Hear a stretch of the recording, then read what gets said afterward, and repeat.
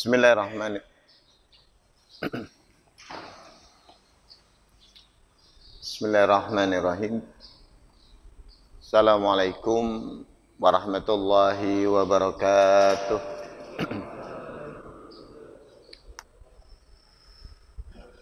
Alhamdulillahi rabbil alamin. Wa bihi nasta'inu ala umurid dunya waddin. Wassalatu wassalamu ala asrafil anbiya'i wal mursalin Nabiina Muhammadin wa ala alihi wa sahbihi ajma'in. Ashhadu an la ilaha illallah wahdahu la syarika lah. Wa ashhadu anna Muhammadan abduhu wa rasuluhu alladzi la nabiyya ba'dah. Allahumma akhrijna min dhulumatil wahmi wa akrimna binuril fahmi waftah alaina bima'rifatik wasahil lana ababa fadlik birahmatika ya arhamar rahimin. Rabbana zidna ilman warzuqna fahman waj'alna min ahlil Qur'an waj'alil Qur'an syafi'an lana yaumal qiyamah. Rabbana kama yanbaghi li jalali wajhikal karim wa 'azimi sultanik fataqabbal du'aana walhamdulillahi rabbil alamin. Hadirin dan hadirah Bapak Ibu yang dirahmati Allah. Pertama kita bersyukur kehadirat Allah Subhanahu wa taala. Alhamdulillah. Alhamdulillah, karena pagi hari ini dengan izin dan ridha Allah Subhanahu wa taala kita masih diberikan nikmat hidup, ditandai dengan masih diberikannya kita kemampuan bangun subuh pagi hari ini. Alhamdulillah sebagian kita ada yang tahajud ya, kemudian dilanjutkan dengan witirnya dan kemudian berjamaah subuh, dan alhamdulillah kita pun masih bisa bersama bertalabul ilmi di kajian pagi hari ini yang masih membahas ayat-ayat sains, ayat-ayat yang memiliki keterkaitan dengan terapan pengetahuan di era kini, khususnya di zaman modern ini. Salawat dan salam senantiasa Allah curahkan untuk suri tauladan kita Nabiullah Muhammad Rasulullah sallallahu alaihi wa alihi wasallam. Semoga kelak di akhirat kelak kita termasuk di antara hamba-hamba Allah yang diperkenankan dan diizinkan oleh Allah bertemu dengan beliau, dan termasuk di antara yang mudahkan mendapatkan syafaat melalui beliau. Amin ya rabbal alamin.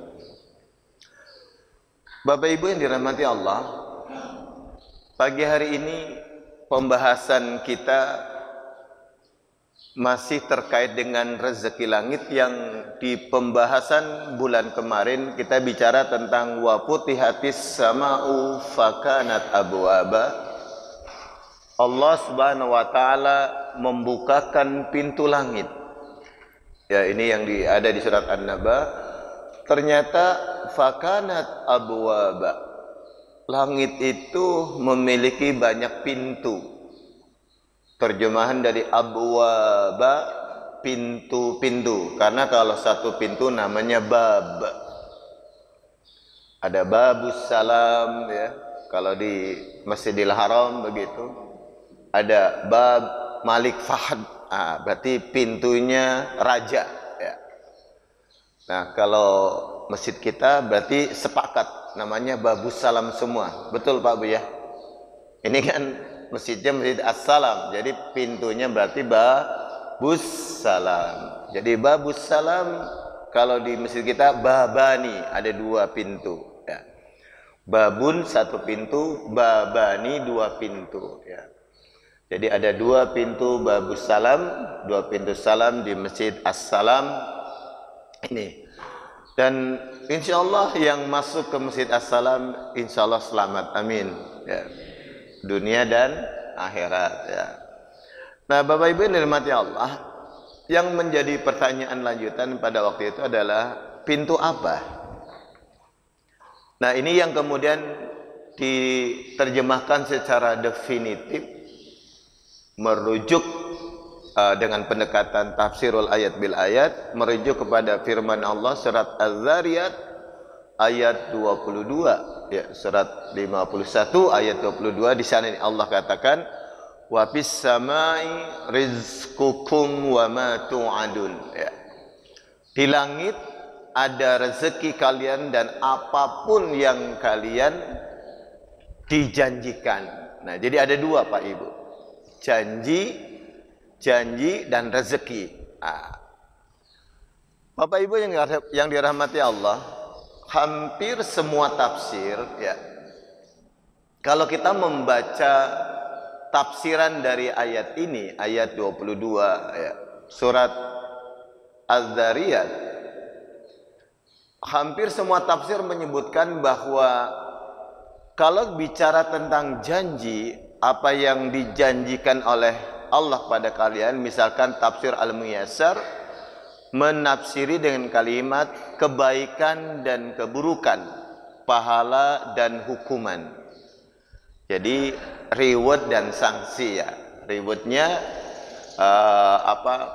kalau bahasa lainnya ajrun, pahala ya, sama dzanbun, dosa.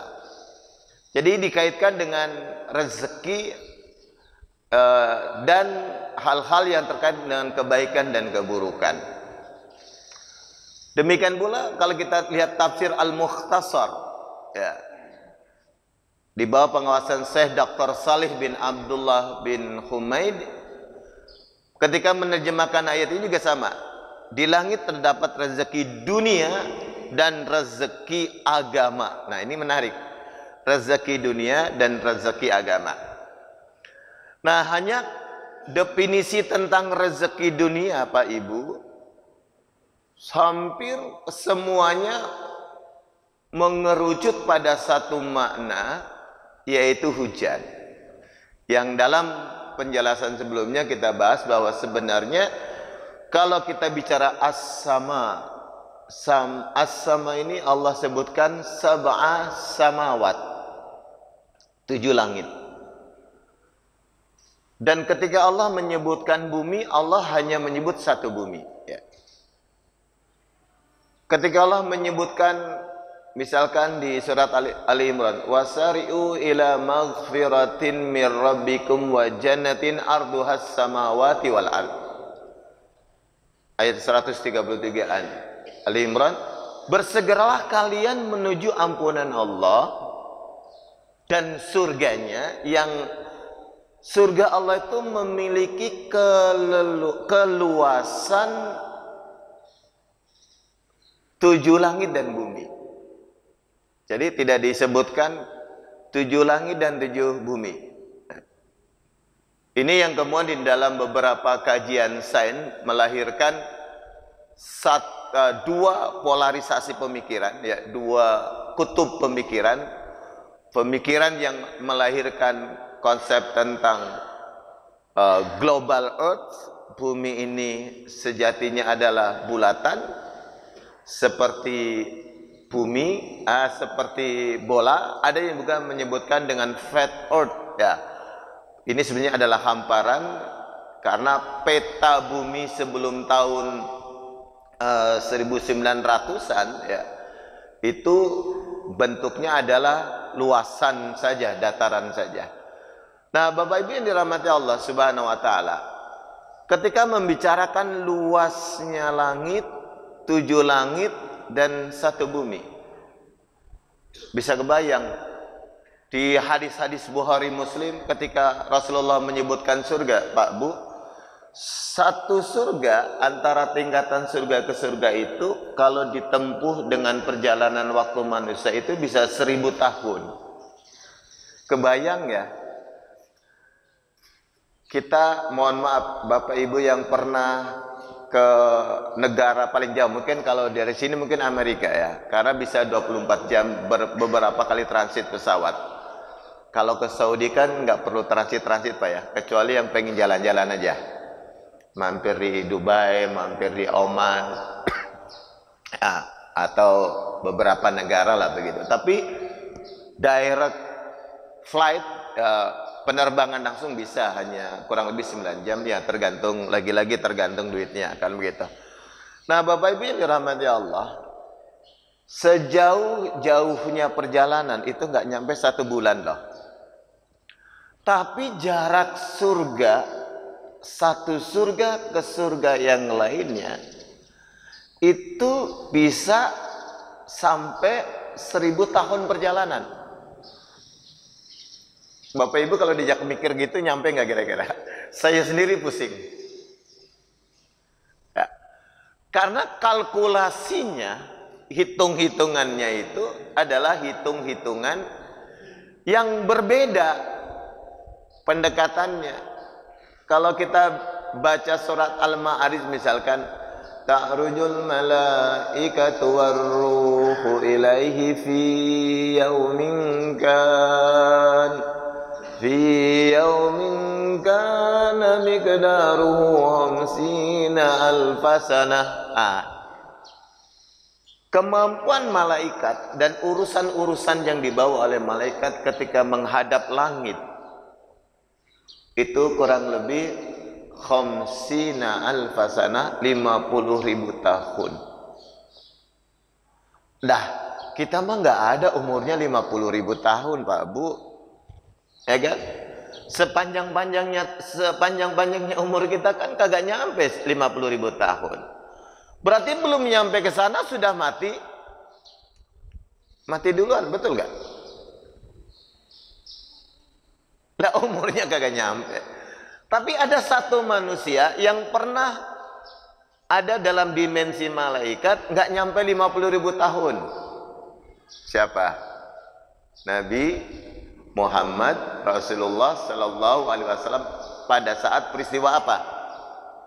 Mi'raj, ya kan? Hitungannya adalah dari Isya sampai subuh sudah nongkrong di Mekah. Kenapa?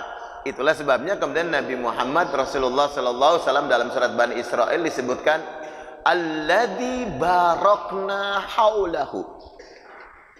Nabi Muhammad adalah orang yang diberkahi sekelilingnya.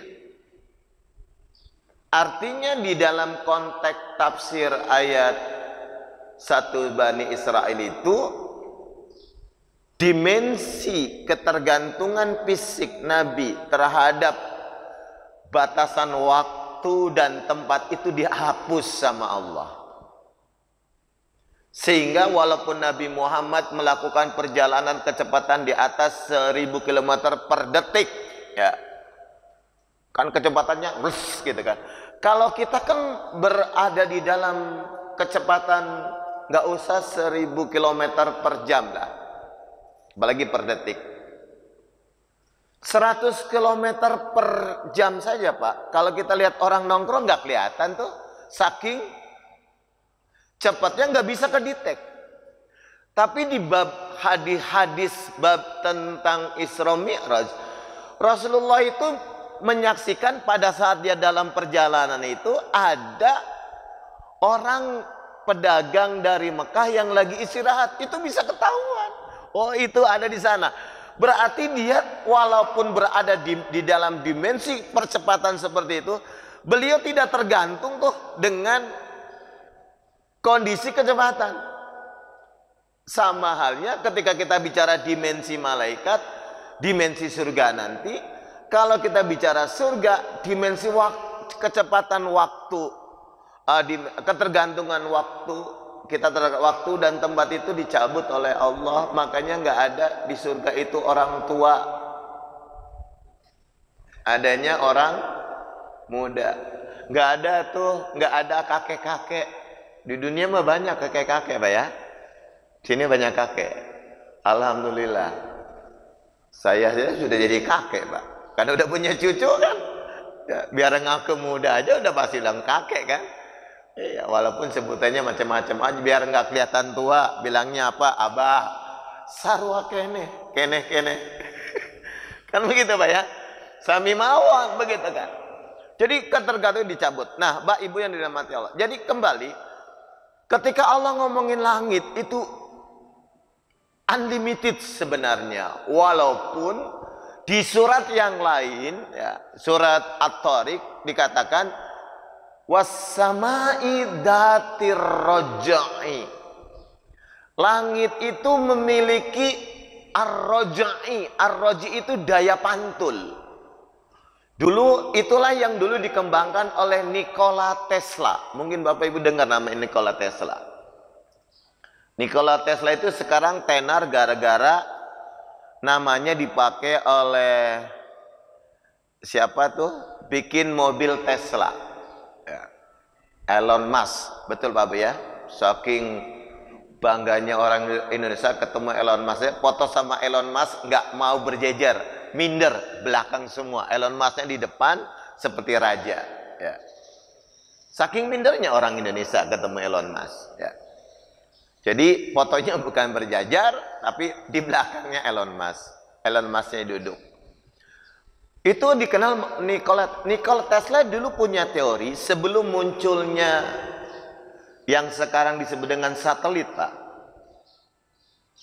Dia memunculkan teori bahwa untuk mengirim data itu nggak perlu pakai satelit Pak. Kenapa?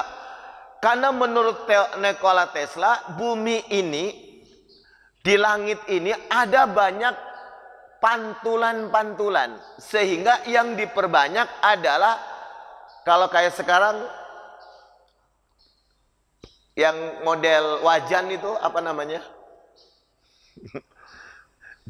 Dibuat yang besar-besar dipantulkan. Nah itu sebelum adanya satelit Pak.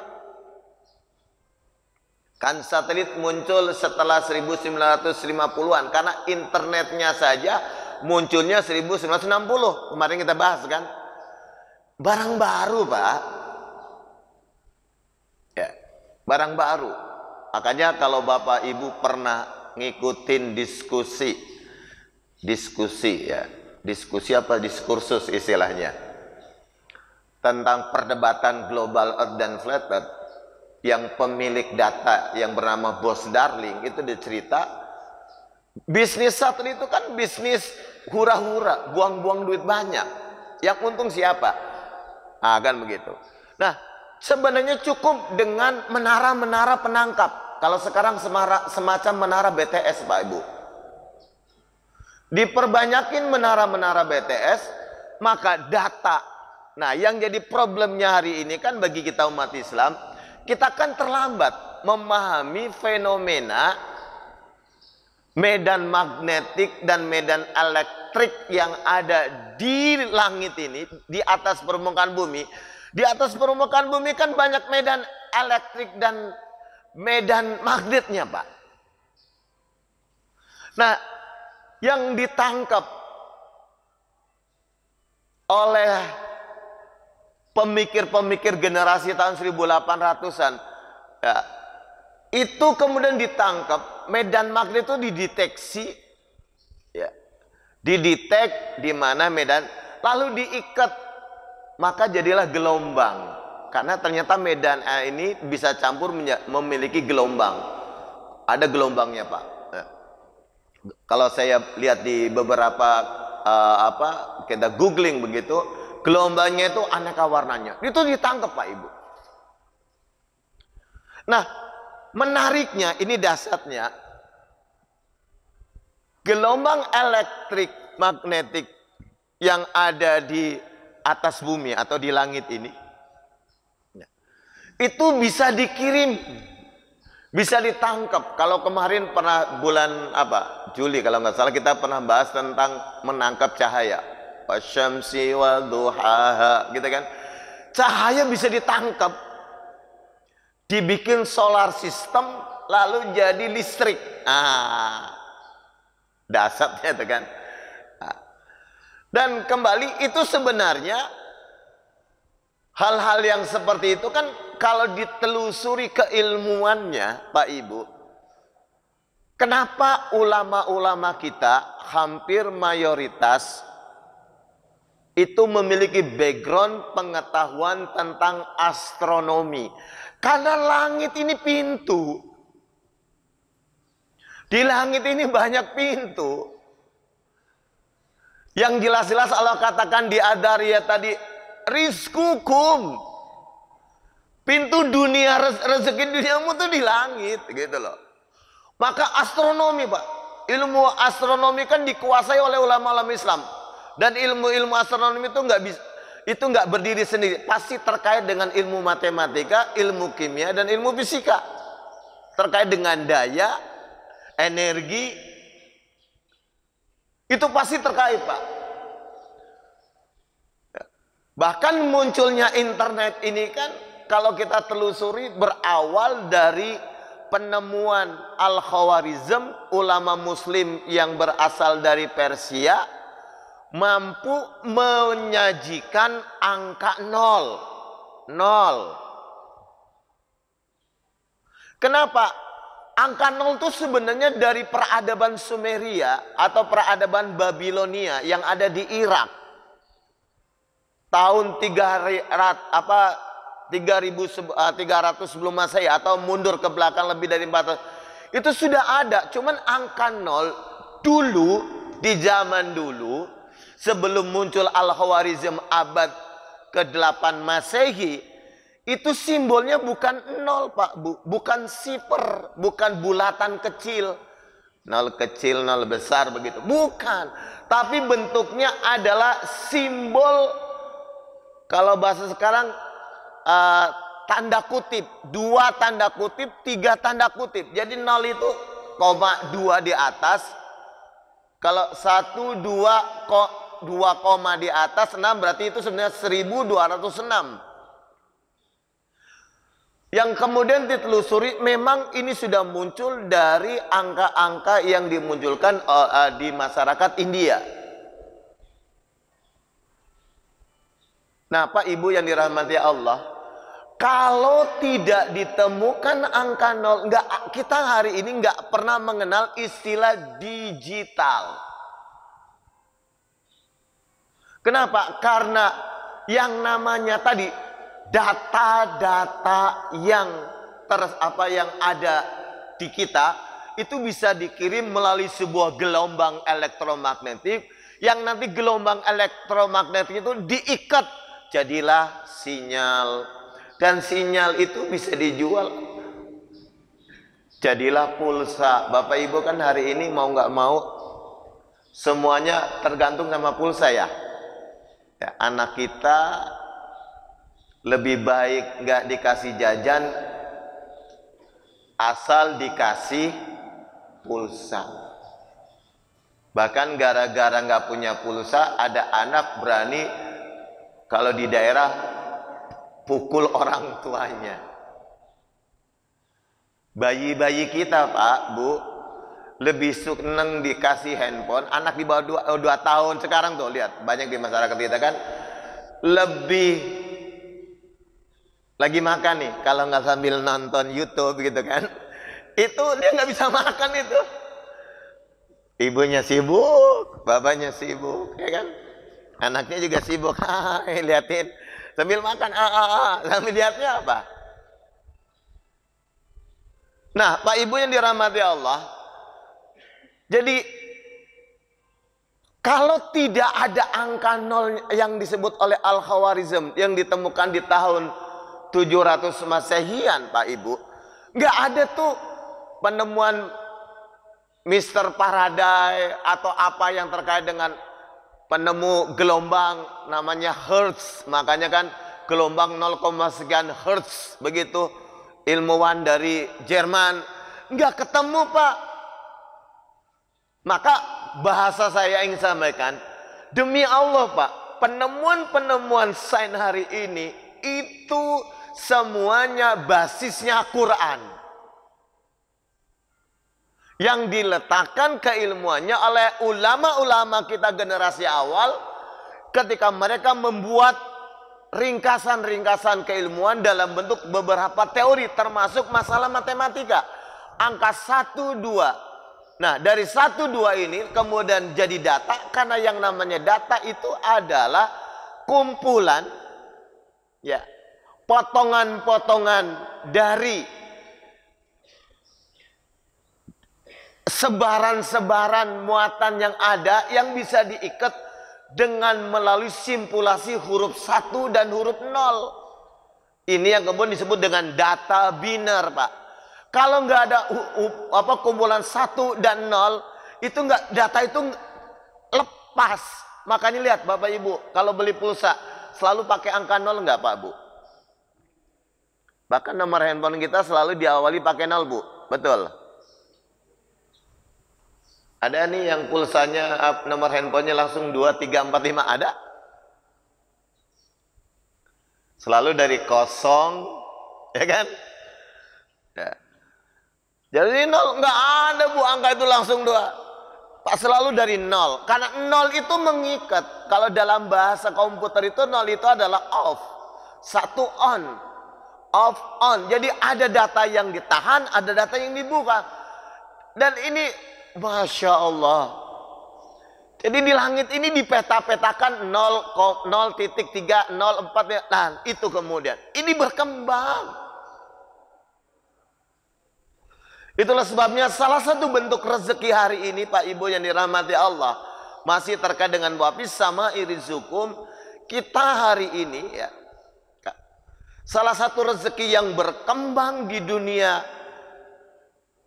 di langit ini, yang kemudian dikenal dengan istilah dunia maya, yang pintu langitnya melalui internet ya, kita mengenal dengan istilah aset digital.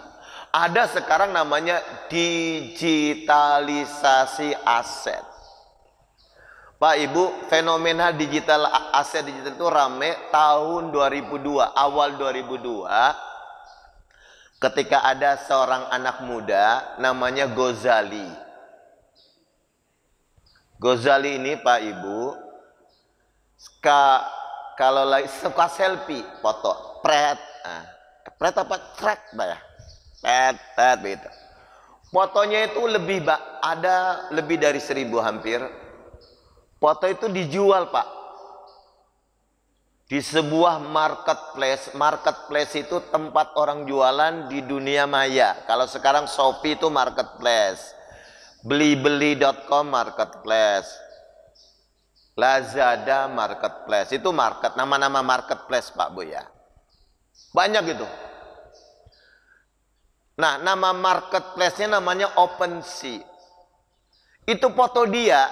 Nah, kalau Bapak Ibu lihat, itu fotonya memang anaknya agak culun, Pak. Tapi fotonya sebenarnya, ya anaknya kan nggak ganteng-ganteng amat, Pak Bu ya. Sama anak ibu, gantengan anak ibu kayaknya. Ya artinya biasalah muka kita. Ya. Cenderung kalau kelihatannya, mohon maaf, ya muka orang gimana ya? Bukan anak orang kaya, bukan. Itu kumpulan foto dijual di marketplace, laku. Dari ratusan tersisa 300, dari ribuan 1000 lebih lah. Itu tinggal 300. Itu terkumpul uang sebesar 13,3 miliar. Ini anak jualan foto selfie dapat duit 13 miliar. Kira-kira heboh atau tidak heboh Pak Bu? Kan kalau duit mah biasanya bikin heboh Pak ya, betul. Ya. Jadi heboh Pak Ibu. Kenapa? Karena tiba-tiba orang ini jadi miliarder, anak ini. Jadi fotonya mah dijual di marketplace itu harganya 45.000. Murah-murah, tapi memang ada angka tertinggi kalau saya baca informasinya. Itu sampai laku Pak, fotonya 95 juta. Saya sih nggak kebayang Pak, ini bapak-bapak ibu-ibu nih ya. Ada nih, kalau yang suka nyuri foto apa namanya? Paparazzi ya. Kalau dulu istilah paparazzi muncul zaman ketika tewasnya Lady Di ya, Lady Diana. Lagi jalan-jalan sama pacarnya ya, karena kan bukan halal ya, jalan-jalan haram begitu, senang-senang, dikejar-kejar, mobilnya nabrak. Ya, akhirnya dia tewas ya. Kan nggak bilang kalau syahid kan nggak mungkin Pak Bu ya. Halo, sepakat nggak? Ya. Oh dia mah syahidah. Kalau orang muslim soleh syahidah insya Allah. Itu muncul paparazi. Saya sih nggak bisa bayangkan Pak Bu. Kalau di sini kan paparazinya kan sebenarnya, kalau kita kan paparazinya malaikat kan, yang datang, itu foto bapak, ada yang lagi ngajinya lagi gini, ada yang moto gitu kan, dipoto gitu kan. Kan gaya bapak ibu ini kan kalau lagi ngaji beda-beda Pak. Ada yang unik loh. Iya, ada yang serius gitu kan, ikut memperhatikan, ada yang asik dengan ini ya gitu kan. Itu dipoto, lalu dikumpulkan foto-foto jamaah masjid Assalam saat kuliah subuh. Nah, gitu kan. Nah, emang sayangnya cuma adanya dia nyorotin saya doang Pak ya. Coba memang ada biarin. Nah, foto itu dikumpulkan lalu dijual. Itu insya Allah miliaran Pak. Kan sekarang gara-gara video kayak gini aja, kenapa kemudian masjid bikin video sekarang? Jadi YouTuber, bahkan ada istilah TV Assalam. Ya, ini kan TV digital. Kenapa disebut TV digital? Karena datanya dikirim melalui data-data digital, angka-angka. Yang namanya digital itu kan dari kata digitus. Hitungan 1 sampai 10 itu namanya digitus, Pak. Bahasa Yunaninya disebut digital sekarang. Bapak Ibu bisa bayangkan, sekarang ada orang gara-gara tiap hari cerita aja anaknya, si kecil ngomong gini, terus videonya diupload, terus dikomentari, anak kecil ngomentari videonya orang lain gitu, diceritain sambil ketawa-tawa sambil makan itu miliaran uangnya. Sampai mohon maaf, ponakan anak adik begitu ya, itu kalau bapak ibunya, karena bapaknya kerja begitu, ibunya waktu itu sempat kerja, sekarang alhamdulillah akhirnya dia memutuskan tidak mau kerja gitu kan, ngurusin anak. Karena anaknya 4 masih kecil, nggak kebayang zaman saya, anak saya kecil, karena memang handphone kan belum rame begitu ya zaman anak saya. Jadi memang pure yang ngelola, yang ngadepin istri saya begitu. Itu bagaimana sibuknya begitu. Kalau sekarang kan ibu-ibu sekarang nggak mau sibuk Pak, dikasih main. Jadi ketika makan, mah, buka. Nah sekarang anak kecil udah bisa nyari Lazada Pak, bisa belanja. Ini masukin keranjang, kaget ibunya, loh ada ini keranjang semua, hebat. Tapi masalahnya adalah yang untung siapa? Ini jadi rezeki siapa? Nah Bapak Ibu yang dirahmati Allah, sekarang bisa bayangkan, dengan kita ambil contoh, salah satu bentuk aset digital yang paling nyata. Jadi aset digital itu ternyata banyak Pak. Contoh tadi, foto selfie. Foto selfie-nya siapa? Si Ghazali.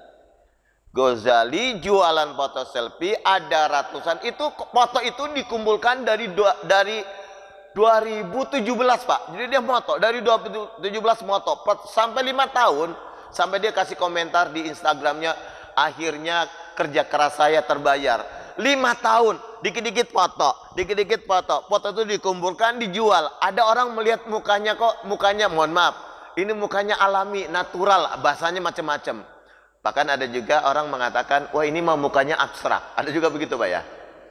Buktinya laku nggak Pak lukisan abstrak? Halo, laku.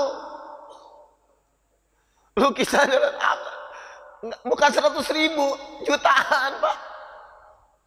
Nah Bapak Ibu bisa dibayangkan, jadi yang namanya aset digital hari ini, penemuan angka 0 itu membuka ruang pintu masuknya adanya sebuah teknologi yang bernama komputer. Kemudian bisa menjadi provider, penyedia jasa untuk mengirim data. Maka muncullah beberapa perusahaan besar, ada Microsoft, banyak macam-macam kan, kemudian ada Apple dan lain sebagainya, ada Macintosh begitu. Macintosh itu ya produk Apple ya, Stephen Jobs ya. Stephen Jobs ini kan adalah orang bapak ibunya kan keturunan Muslim, ya kan? Ya, dia seorang imigran datang ke Amerika jadi kaya raya gara-gara dia mengeluarkan tadi produk yang bernama kemudian Apple sekarang.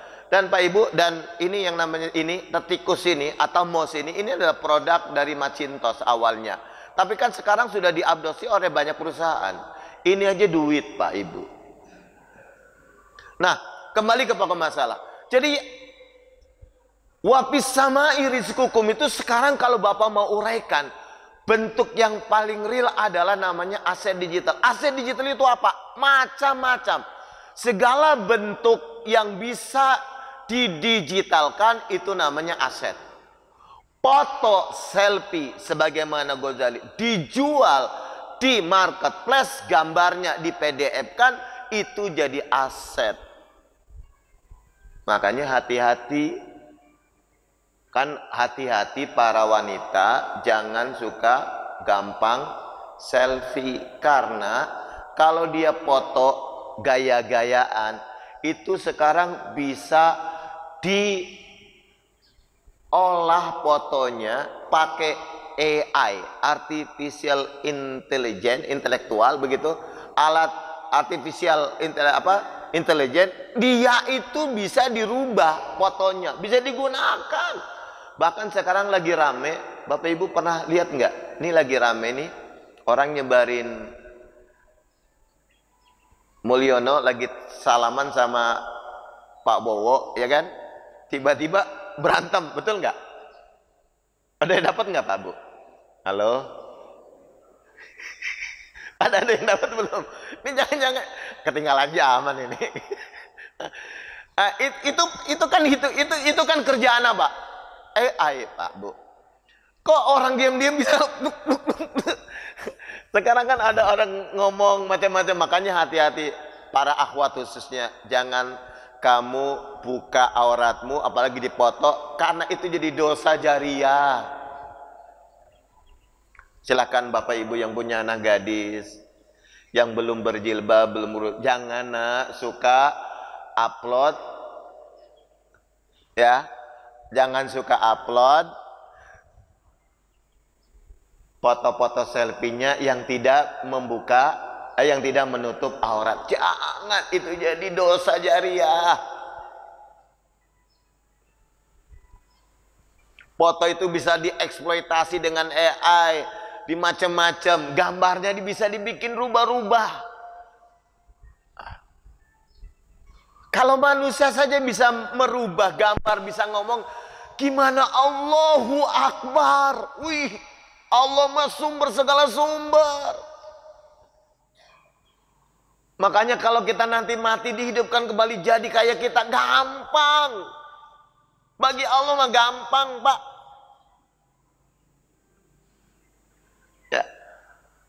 Allah menjadikan kita menjadi lebih bagus, mudah. Tinggal masalahnya itu di Quran sudah diterangin, masih percaya atau tidak. Nah jadi Bapak Ibu yang dirahmati Allah, jadi aset digital itu sekarang banyak. Tadi foto. Tapi memang yang sering kali kita lupa Pak Ibu, ini dasarnya aset digital yang kita kenal dengan istilah sekarang dengan munculnya handphone.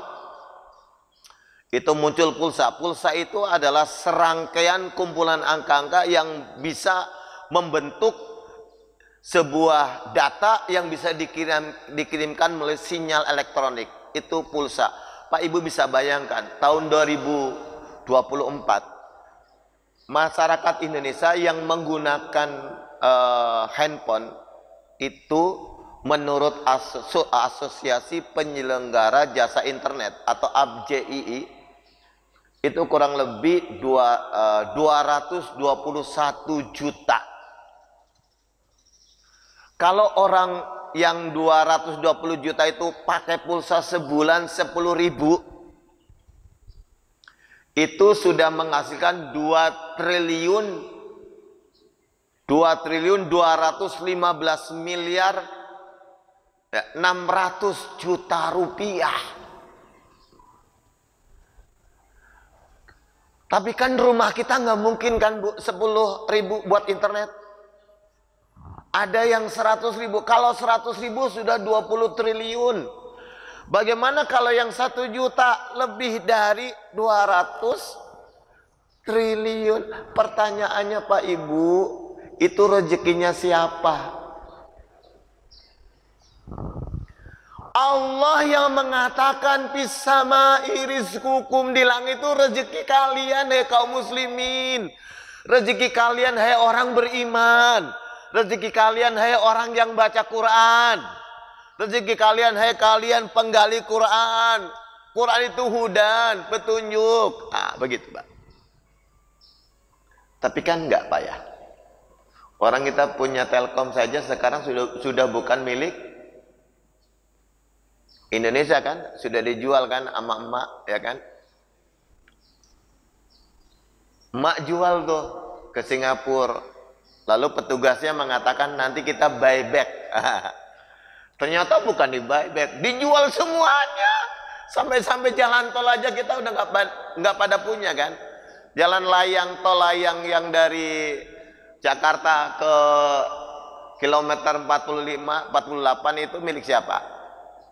Milik MBZ. Siapa MBZ?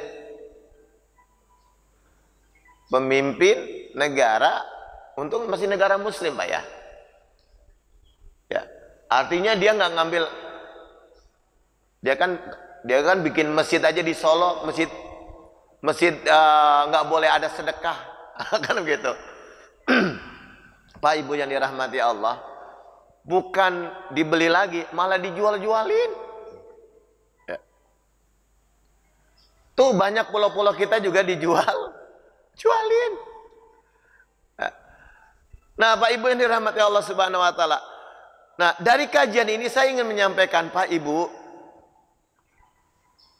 sebenarnya ayat-ayat sains di dalam Quran itu bertebaran. Tapi memang ayat-ayat ini nggak bisa ditangkap oleh kita Pak Ibu. Kalau kita menggunakan pendekatannya itu pendekatan zalim. Tahu zalim? Kan sekarang juga lagi rame orang mempermasalahkan, tahu nggak kenapa kita ini dapat pemimpin yang zalim? Karena kitanya zalim, beristikbarlah. Jadi menggunakan surat Al-An'am ayat 129, wa kadzalika nuwali ba'dadz zalimina ba'dun bima kanu yaksibun. Demikianlah kami jadikan sebagian orang-orang yang zalim menjadi pemimpin bagi sebagian orang-orang yang zalim. Jadi orang zalim dipimpin orang zalim. Jadi kenapa Pak Ibu kita ini sekarang dipimpin oleh orang yang zalim? Karena kitanya zalim. Tapi itu video nggak menjelaskan kezaliman apakah yang menjadikan kita dipimpin oleh pemimpin yang culas, kejam kepada rakyatnya, memanjakan orang asing. Kenapa? Karena kezaliman pertama yang dilakukan oleh kita adalah karena kita zalim menzalimi Allah.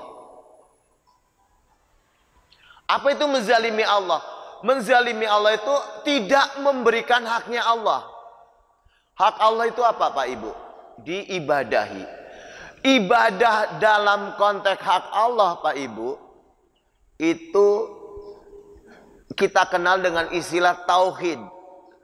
Mengesahkan Allah dalam penyembahan, mengesahkan Allah dalam segala rububiyahnya, termasuk mengesahkan Allah dalam urusan yang terkait dengan mulkiyah.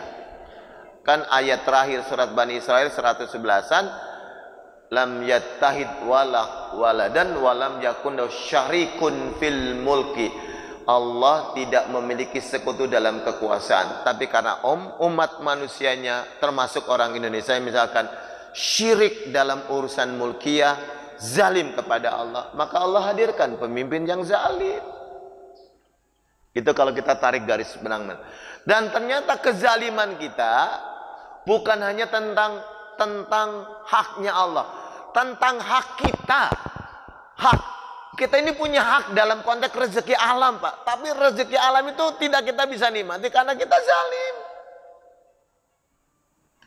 Dari mana memulai kezaliman? Dari ketidakpedulian kita terhadap petunjuk Allah. Dari keengganan kita menggali ayat-ayat Allah. Itulah sebabnya kajian ini saya sampaikan sebagai penggugah ingatan bersama kita. Yuk Pak Ibu, Bapak Ibu yang dirahmati Allah, yang masih punya umur kita ini, yang masih punya titipan anak dan sebagainya, ajari anak-anak kita untuk melek teknologi, tapi basisnya harusnya Quran. Jadi wapis sama'i rizqukum, di langit ada rezeki kalian. Rezeki kalian yang hari ini yang sering kali diabaikan, di antaranya adalah dengan munculnya komputer dan internet, ada rezeki yang bernama aset digital. Aset digital itu tidak hanya berbentuk foto, tapi data, ya, termasuk hal-hal yang bisa menghubungkan, menyimpan data dan lain sebagainya, yang kita kenal hari ini dengan istilah tadi. Dari pulsa sekarang, coba berapa bisnis pulsa? Itu miliaran, triliunan. Ya, sayangnya lagi-lagi, mohon maaf, lagi-lagi memang kita terkadang diskusi tentang aset digital sesama muslim aja masih banyak yang bengong, Pak. Apaan Ustaz ngomongin aset digital? Ya, itu kan nggak boleh, bla bla bla bla. Padahal nggak ada fatwanya. Kalaupun ada fatwa MUI terkait dengan aset digital tahun 2001, yang namanya aset digital itu selama tidak mengandung 3 unsur, doror, terus goror dan kimar, itu halal. Dan faktanya hari ini kita kan memperdagangkan aset digital tanpa sadar. Beli token listrik itu kan kumpulan serangkaian angka kan, 0.04512 kan begitu. Pakai itu kan digital, Pak Ibu, ya. Nah, kita termasuk handphone kita, internet kita, semuanya itu basisnya adalah aset digital. Nah, Bapak Ibu yang dirahmati Allah, ini kaji pagi kita hari ini, ya. Mudah-mudahan ini semakin membuat kita sadar bahwa banyak sekali ayat-ayat Allah yang harus kita gali dan kita terapkan dalam kehidupan kita, karena sesungguhnya kegagalan kita memahami ayat-ayat Allah Subhanahu wa taala itulah yang menjadi pintu masuk kenapa kita menjadi orang-orang yang termarginalkan, tidak hanya kehidupan akhirat kelak, tapi di dunia sendiri. Dan naudzubillah min dalik, banyak juga hari ini orang-orang muslim yang masih menganggap Quran hanya sebatas pintu pencari pahala saja, untuk akhirat saja. Padahal selain pahala, ya, selain ajroh, Quran itu juga mengajari kita untuk bisa memiliki ujroh. Ujroh itu adalah hal-hal yang bisa kita dapat secara materi dari aspek pemahaman ayat-ayatnya. Itu yang bisa saya sampaikan pagi hari ini, Pak Ibu. Silakan jika ada yang mau memberikan tanggapan atau pertanyaan terkait dengan kaji kita pagi hari ini, saya persilahkan. Ya, silakan.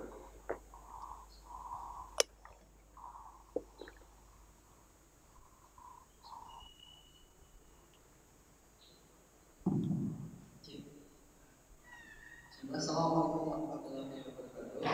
Waalaikumsalam warahmatullahi wabarakatuh. Saya dari Rekan, Ilah. kebetulan baru 2 hari. Saya ingin menyampaikan, mungkin ada dasarnya dulu. Tapi disampaikan kurang lebih pembahasan Ustaz dan yang saya dengar adalah tentang konsep rezeki, gitu ya. Yang dimana Allah itu membukakan pintu langit itu juga ada ayat-ayat penunjangnya seperti itu. Bahkan ada kasus disampaikan rezeki, ada rezeki dunia dan ada rezeki agama. Jadi saya punya teman sebenarnya diskusi ngobrol-ngobrol santai.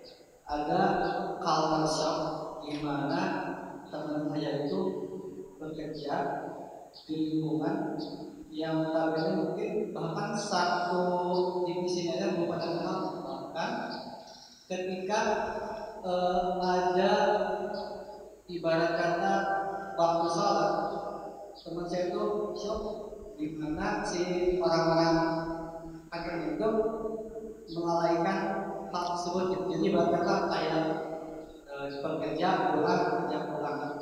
Dan saya terkenal teman saya yang secara tanda petik dia itu baik, soleh, agama, takut terbawa hal demikian karena lah rezeki itu dari langit. Kenapa saya yang misalkan sholat dan meninggalkan dan tidak dalaikan, kok rezekinya malah tidak seperti orang-orang yang mungkin mengambil teman kata kayak gitu. Mungkin bisa memahami apa namanya pertanyaan tentang gimana cara kita menanggapi atau memahaminya. Mungkin seperti itu. Terima kasih. Assalamualaikum warahmatullahi wabarakatuh. Terima kasih pertanyaannya. Ilham ya, orang Ciamis.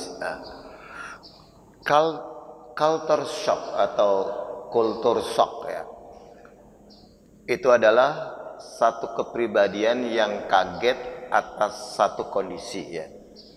Sebenarnya yang menjadi pokok masalahnya adalah bagaimana dia memahami antara hubungan ibadah dengan rezeki. Salat itu kewajiban ya. Kewajiban ada dan tidak ada pendapatan, salat itu adalah kewajiban. Karena itu adalah tolak ukur keterikatan, ada tidaknya keterikatan seorang hamba dengan Tuhannya. Itulah salat. Jadi salat itu dikaitkan dengan seberapa dia rela menerima ketetapan ketentuan Allah. Nah, ini yang pertama. Kemudian rezeki ya. Rezeki itu kalau bahasa langitnya adalah rezeki itu kan dijemput, harus dijemput. Hanya memang menjemput rezeki itu kan tidak hanya di dalam satu tempat ya. Ada orang menjemput rezekinya di kantor, ada orang menjemput rezekinya di jalanan, ada orang menjemput rezekinya dengan tangannya, ada orang menjemput rezekinya dengan tulisannya, ada orang menjemput rezekinya dengan mulutnya, ada orang menjemput rezekinya dengan kakinya. Kayak mohon maaf kalau ojek sepeda kan rezekinya dia pakai kaki karena dia mengayuh. Tukang beca dan sebagainya. Ya, termasuk motor dan sebagainya. Jadi perlu dipahamkan bahwa yang namanya sholat adalah bentuk ekspresi pengabdian seseorang kepada Allah. Ya. Kalau dia kemudian wasilah rezekinya tidak ada ikhtiar, ya tentu dia tidak akan mendapatkan keleluasan rezeki yang dimiliki oleh orang lain. Itu sebabnya harus dijelaskan dulu sebenarnya konsep rezeki. Rezeki itu kan memang tidak hanya berupa materi, apapun. Walaupun di dalam kajian Bagir ini, rezeki itu bisa dikalkulasi dalam bentuk materi. Karena sebenarnya semuanya bisa dimaterikan. Bahkan debu pun ya, tadi cahaya pun bisa dimaterikan, diangkat, ditangkap pakai teknologi solar system jadi tenaga matahari. Bahkan jadi baterai. Nah, itu bisa ya. Nah, jadi perlu dijelaskan bahwa rezeki itu adalah kelapangan, keleluasan yang Allah hadirkan dalam hidupnya. Apakah kemudian rezeki itu memberikan dia kemanfaatan secara materi atau tidak materi, itu dikembalikan kepada kemampuan dirinya mengelola rezeki itu. Jadi ini yang perlu dijelaskan. Ibadah itu adalah pendekatan keterikatan kita dengan Allah. Loh, kenapa orang yang kurang salat masih rezekinya ada? Dalam bidang yang lain dia lebih semangat dibanding dirinya. Bahwa dalam pengabdiannya dia tidak sama dengan pengabdian dirinya. Allah punya kalkulasi, kan punya hisab masing-masing gitu lah. Jadi jangan kemudian disalahkan sholatnya. Sholatnya mah nggak bisa disalahkan. Dia nggak sholat, urusan dia dengan Allah gitu. Tapi urusan rezeki Allah kan yang menjamin.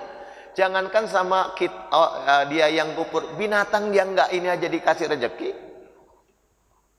Cuman kan bedanya kalau di dunia ada kita kenal istidraj. Silahkan kulu wa tamatta'u qalilan innakum mujrimun, kan begitu. Kalau bahasa dunianya, ini bahasa Allah ya. Di dalam surat juz 29 akhir itu Allah katakan kulu wa tamatta'u qalilan.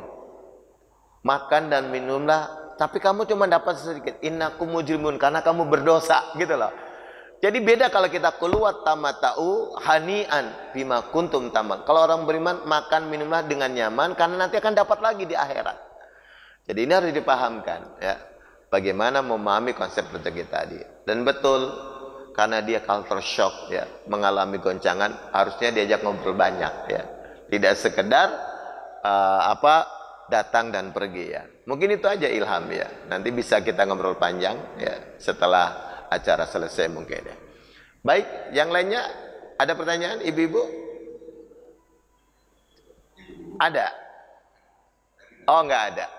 Baik, kalau tidak ada, Bapak Ibu, mari kita akhiri kebersamaan kita dengan sama-sama membaca kifaratul majlis. Subhanakallahumma wa bihamdika asyhadu an la ilaha illa anta astaghfiruka wa atubu ilaik.